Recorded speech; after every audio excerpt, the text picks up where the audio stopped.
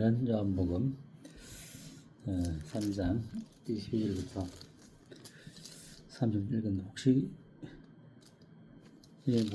이것은 중에 혹시 먼저 나눌 말씀 있으면 먼저 말씀하시도록 하겠고,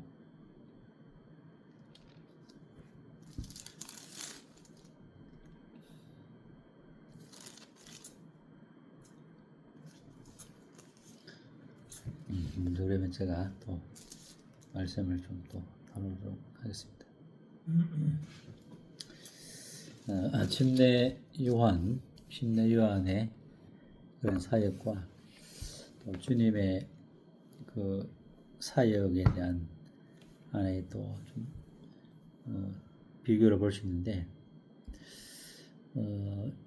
이 침례 요한의 사역은 이제 세화에 관한 사역이고, 주님의 사역은 이제 다시 흥하는 그런 이제 사역의 그런 하나의 흐름을 보게 되면서, 이제 침례 요한의 제자들이 이제 주님도 제자들이 세례를 베풀었는데 전부 다 이제 그쪽으로 감으로 인해서 어떤 면에서는 조금 경쟁의식, 또 시기와 질투 이런 것이 있지 않았나 하는 좀 생각을 하게 되죠. 26절에 보게 되면은 선생님과 함께 요단강 저편에 있던 이 곧 선생님이 정언하시던 이, 이제 침례 요한이 그 정언하시던 그에게 그가 세례를 베풀매, 이제 침례 요한도 침례를 베풀고 주님도 주님의 제자들이 이제 세례를 베풀었는데 주님께로 다 가는 것을 보면서 어떤 하나의 좀 그 말에 좀 경쟁 의식과 또 위기 의식 또 그런 것이 있지 않나 제자들의 마음속에 것을 보게 되지만은 이제 선생님이 정언하신 그가 누구냐, 그런 이제 신랑으로서 신부를 취하는 사람이고, 29절에 또 그분은 위로부터 오시는 분이죠. 위로 오신. 그래서 나머지 사람들은 다 땅에서 났지만은 그분은 위로부터 오신 그러한 분이고, 위로부터 오셔서 위로부터 오셨고, 30절 끝에 하늘로부터 오시는 이고 만물 위에 계신 그런 분이죠. 그리고 그런 그 위로부터 오셨고 하늘로부터 오셨는데 사람들이 그의 정언을 받는 자가 없다 그랬죠. 그의 정언을 받는 자가 없다. 주님께서 친히 아버지께로부터 보고 들은 것을 다 정언했지만은 그의 정언을 받는 자가 없는, 그래서 위로부터 오셨고 하늘로부터 오셨고 들은 것을 정언하는 정언자로 충성된 정인이로서 34절에 하나님이 보내신 자죠. 그래서 아버지께서 아들을 또 사랑하셨죠. 35절에 아버지께서 아들을 사랑하셔서 만물을 다 아들에게 주시는, 그래서 이런 그 침례 요한이 그의 제자들에게 정언하셨던 그분은 이제 흥하야 되겠고 나는 쉬어야 하리라. 이것은 뭐 당연한 사항이죠. 그래서 이런 그 시대적인 세대적인 그 변화를 이제 우리가 볼 수 있어야 되는데, 제자들은 이제 그런 시대적인 변화를 이제 보지 못하고 단순히 어떤 액면적으로 침례를 베푸는 사람들이 더 자기 어떤 선생보다도 주님께로 가는 사람이 더 많다 보니까는 이런 이제 마음이 생긴 것을 보게 되십니다. 그래서 22절에 보게 되면은 이제 예수께서 제자들과 유대 땅으로 가서 거기 함께 유하시면서 제자들과 침례를 베풀었는데, 침례를 베푼 장소가 이제 살렘, 요한도 침례는 에논에서 이제 세례를 베풀었고, 주님의 제자들은 에논에서 가까운 살렘인데 아마 고고학자들은 5 내지 10km 정도, 하루 정도 걸려서 갈 수 있는 그런 이제 거리라고 이야기하더라고요. 에논과 살렘의 거리가. 그래서 가까운 거리에서 이제 침례를 이제 주게 되면서 실질적으로 사람들이 침례를 받았는데 주님께서는 왜 제자들을 통해서 침례를 줬는가 이런 부분도 좀 생각해 보게 되죠. 세례 요한의 침례는 회개의 세례죠. 회개의 침례. 앞으로 이제 주님이 내 뒤에 오시기 때문에 회개하고 회개의 침례를 받고 이제 그에게로 인도하기 위한 회개의 침례인 반면에 주님의 이 침례는 뭐냐면 주님이 제자들이 준 이 침례는 이제 주님이 왔기 때문에 이제 그 아들을 이제 나타내기 위한 그런 하나의 침례 성격이 강하죠.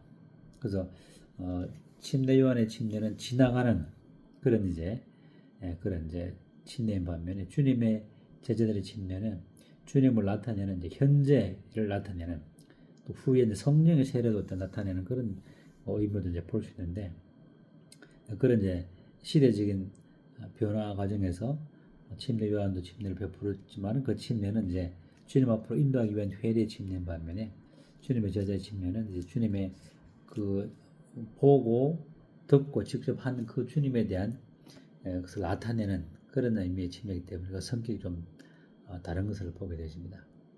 또 영적으로는 이제 뭐 성령의 침례를 이렇게 예표한다고도 볼 수 있는데 이제 이와 같은 침례를 이제 다 이렇게 하면서 이제 그 과정에서 이제 25절에 보게 되면 요한의 제자 중에서 한 유대인과 더불어 정결 예식에 대한 변론이 되었더라. 침례 요한의 제자 중에서 이제 뭐 한두 사람하고 유대인들이 정결 예식에 대해서 이제 어떤 다툼이 있었던 것 같아요. 여기서 말하는 정결 예식이라는 것은 아마 유대인은 유대인이기 때문에 모세의 그런 그 법에 따라서 어떤 그 씻는 것, 또 뭐 발 씻고 손 씻고 하는 이런 것들 거죠. 그 다음에 어떤 뭐 절기 때 씻는 것, 또 일상에 씻는 것 이런 것들을 이제 모세 법을 따라서 이런 정결 예식을 행해야 된다라는 그런 아마 이야기를 유대인들이 한 것 같고 또 침례 요한의 그런 제자들은 그런 이제 그런 침례보다도 앞에 말한 것처럼 어떤 회개의 침례, 마음의 침례, 회개의 이 침례를 통해서 이제 주님께로 나아가는 이런 의미의 어떤 그런 이제 침례에 대한 예식에 대한 어떻게 사람이 정결케 되는가? 이제 구약적인 그런 개념으로서의 그런 정결 예식으로는 결코 우리가 깨끗하게 될 수 없죠. 그러나 뭐 침례 요한의 제자들의 그런 침례 정결 예식도 아직까지는 이제 완전치 못한 그런 것이 있지만은 어떤 구약적인 율법적인 그런 우리의 어떤 그 시선 또 구약의 율례 이런 것 가지고는 우리가 의롭게 될 수 없는 것이죠. 구약의 율법을 지킴으로는 우리가 예수 그리스도 믿음으로는 우리가 정결케 되어지는 것을 또 보게 되시고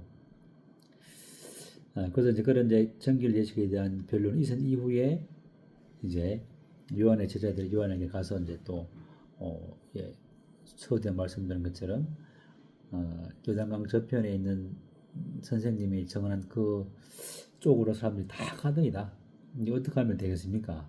이런 좀 하나의 침례의 경쟁에 대한 자기 사람들이 이제 점점 줄어드는 것에 대한 어떤 하나의 그 위기감 이런 것들이 아닌가 이렇게 보이는데 이런 이제 제자들의 자기 제자들이 왔던 그 인간적인 육신적인 그런 분별에 대해서 침례 요한은 바르게 이제 지도를 하죠. 27절에 요한 대답하여 이르되 만약 하늘에서 주신 바가 아니면 사람이 아무것도 받을 수 없느니라. 이제 침례 요한의 이런 사역들은 하늘에서 주시는 그 사역을 따라서 자기가 주님을 드러내고 회개의 침례를 베푼 것이다. 그래서 이것은 뭐 사람에게서 난 것이 아니라 하늘에서 주시는 그와 같은 사역인데 내가 받은 그 사역이라는 것은 그리스도를 나타내는 그리스도 앞에 보내심을 받아서 그의 길을 평탄케 하고 그의 첩경을 이제 예비하는 그러한 사역의 인 것을 이제 다시 한번 강조하면서 자신의 위치가 자신의 역할이 어떠한 역할인 것을 정확하게 이제 전달해주고 교제해줌으로 말미암아 제자들의 그와 같은 경쟁심과 그런 마음들을 바른 길로 인도하는 그런 이제 지혜로운 또 침례 요한의 마음을 보게 되면서 인도자들이 잘 이렇게 어떤 그 무리 안에 모임 안에 문제가 있으면은 육신적으로 판단할 때에 지혜롭게 이렇게 또 가이드하는 교제해주는 그런 지혜가 참 필요한 것을 보게 되십니다. 그 신부를 취하는 자는 신랑이니 서서 신랑의 음성을 듣는 친구가 크게 기뻐하나니 나는 이러한 기쁨으로 충만하였노라. 이제 신랑은 이제 신부는 이제 주님의 교회죠. 그래서 신부를 취하는 사람은 예수님인데 나는 신랑의 친구로서 그 신랑의 음성을 듣고 나는 친구로서 크게 기뻐한다. 그래서 이런 기쁨이 충만하였다. 그런데 침례 요한의 그런 자기의 그런 역할과 또 어떤 친구로서 신랑의 친구로서의 기쁨, 신랑이 신부를 취할 때에 그 기쁨보다도 친구로서의 기쁨을 이야기하면서 이제 어떤 면에는 우리가 어떤 그 친구의 기쁨보다 더 중요한 우리 기쁨이 있죠. 자녀로서의 기쁨, 또 아들들로서의 기쁨. 그래서 이런 친구의 기쁨에서 또 자녀의 기쁨, 또 아들들의 기쁨으로서 이렇게 기쁨이 이렇게 더 점점 더 높아지는 기쁨의 그 깊이가 더 충만해지는 그런 또 우리의 또 모습을 보게 되십니다. 그래서 그는 흥하여겠고 30절에 나는 취하여야 하리라. 그래서 점점 침례 요한은 이제 물러가야 되죠. 주님이 이제 그 사역을 하려면은 침례 요한은 그 역할은 이제 점점 줄어들어야 되는데 만약에 이 시점에 침례 요한이 나도 흥하고 주님도 흥한다 이렇게 된다면 문제가 되겠죠. 갈등이 생기고 침례 요한의 사역은 이제 무의미한 문제가 되는 그런 사역이 되겠죠. 그래서 이제 이 31절부터는 이제 그 사도 요한의 그런 어떤 하나의 그 기록일 수도 있고 어떤 이제 주석가들은 침례 요한이 계속적으로 이제 30절부터 이어져 오면서 침례 요한이 이렇게 증거하는 증거라 이렇게 뭐 두 가지 측면이 있는데 뭐 이렇든 저렇든 하여튼 주님이 어떤 분인가에 대한 그런 이런 기록이기 때문에 중요하다고 이제 보여줍니다. 이와 같은 이제 흥하에 대할 그런 주님은 신부를 취하는 신랑은 위로부터 오시는 분이다. 또 뭐 만물 위에 계신 분이다. 위로부터 오시는 분은 만물 위에 계시기 때문에 땅에 사는 사람들은 땅에 속한 것을 말하죠. 그래서 이제 앞장에 보게 되면은 3장에 보게 되면은 요한복음 3장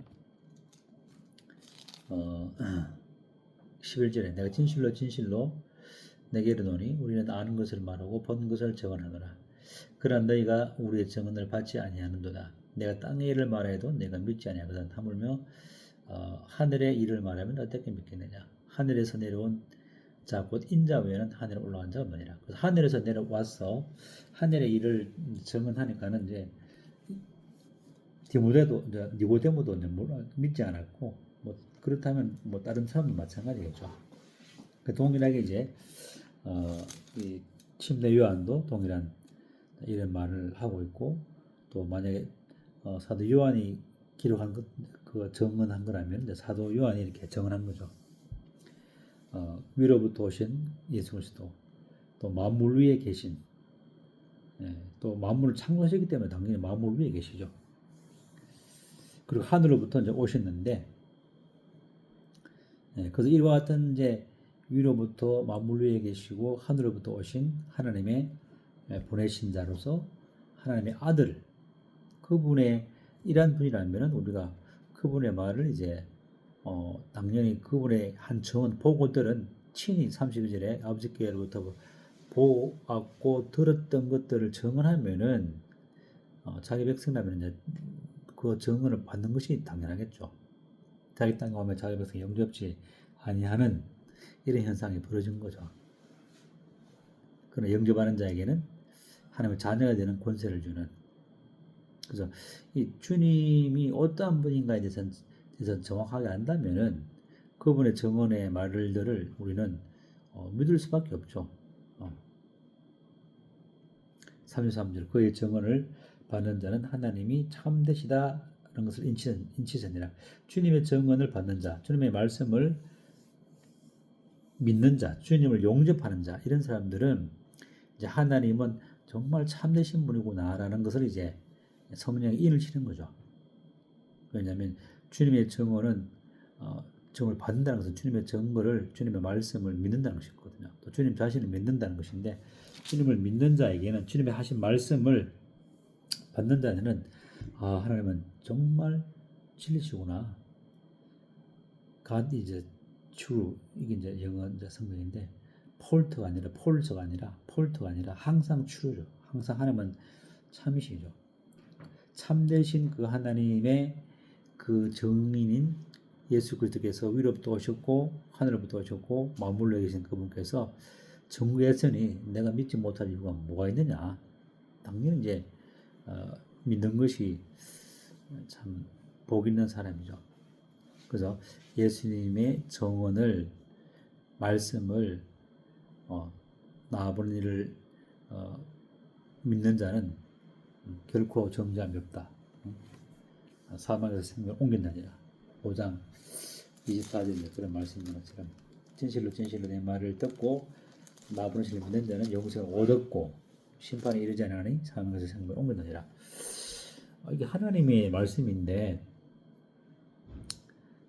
우리가 그것을 의심할 그런 여지가 없죠. 사람의 말도 사장의 말도 우리가 신뢰한다면은, 우리 상사의 말도 신뢰한다면은 시건치 아니하고 일구의연하지 않은 그런 하나님께서 맹세로 아들의 십자가의 죽음으로 보정하고 맹세했는데, 우리가 하나님은 말씀은 참이고 참이신 주님께서 믿는 자에게는 자신의 또 성령의 인을 치주겠다, 변치 않는 그런 이제 말씀을 하고 있는 거죠. 그래서 34절에 하나님이 보내신 이는 하나님의 말씀을 하나니, 그렇죠. 주님은 항상 범사에 하나님의 말씀을 나타냈죠. 주님 자신이 하나님의 말씀이니까, 말씀 육신이 되오시기 때문에. 이는 하나님이 성령을 한량없이 주심이라. 성령을 통해서 하나님의 말씀을 전거하고 또 능력을 행하셨던 주님의 그런 사역을 또 전거하고 있죠. 그래서 아버지께서 아들을 사랑하사 만물을 다 그에게 주셨으니, 그 하늘과 땅의 모든 권세를 내가 주셨으니, 이렇게 말하고 있죠. 그래서 그렇기 때문에 아들을 믿는 자에게는 영생이 있고, 그렇죠. 아들을 믿는 자는 아들 자체가 영원한 생명이고 하나님도 영원한 생명이고, 그래서 아들을 믿는 자에게는 영생이 있고, 그래서 요한 1세도 아들을 믿는 자에게 너에게 영생이 있음을 알게 하렵니다. 이런 동일한 요한 1세도 사도 요한이 이와 같은 동일한 말씀을 쓰고 있죠. 아들을 믿는 자에게는 영원한 생명이 있고 순종치 아니하는 자에게는 영생을 보지 못하고 도리어 하나님의 진노가 그 위에 머물러 있느니라. 그래서 항상 이제 두려운 거죠. 하나님의 사랑 안에 거하지 아니하므로, 그 아들을 믿지 아니하므로 이제 하나님의 그 심판이 언제나 또 내게 닥쳐올 거라는 이와 같은 이제 그런 두려움이 있는 거죠. 그러나 사랑 안에는 두려움을 내어 쫓나니 온전한 사랑은 두려움을 내어 쫓는다 했죠. 예수님의 사랑, 하나님의 사랑을 이렇게 우리가 그 정을, 사랑의 메시지를 우리가 듣고 받아들이면은 정말 하나님은 참이셨구나, 하나님의 말씀은 참이셨구나, 하나님도 참이고 주님도 참이고 내가 옷길을 진리의 생명이 나로 말미암지 않고는 아버지께로 올 자가 없다고 이제 하신 것처럼 주님은 진리시구나, 주님 하신 말씀도 진짜였구나,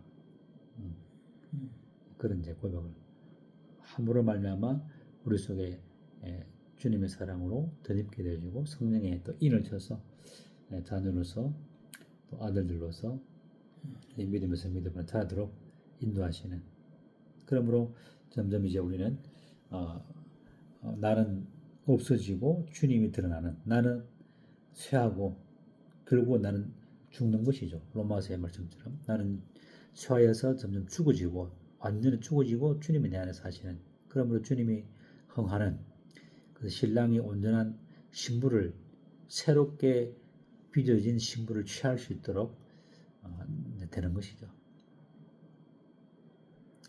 이상 오늘 내용들 좀 설명을 드렸고 나머지는 또 본문 내용으로 아니면 또 자연스럽게 다른 부분들도 보여서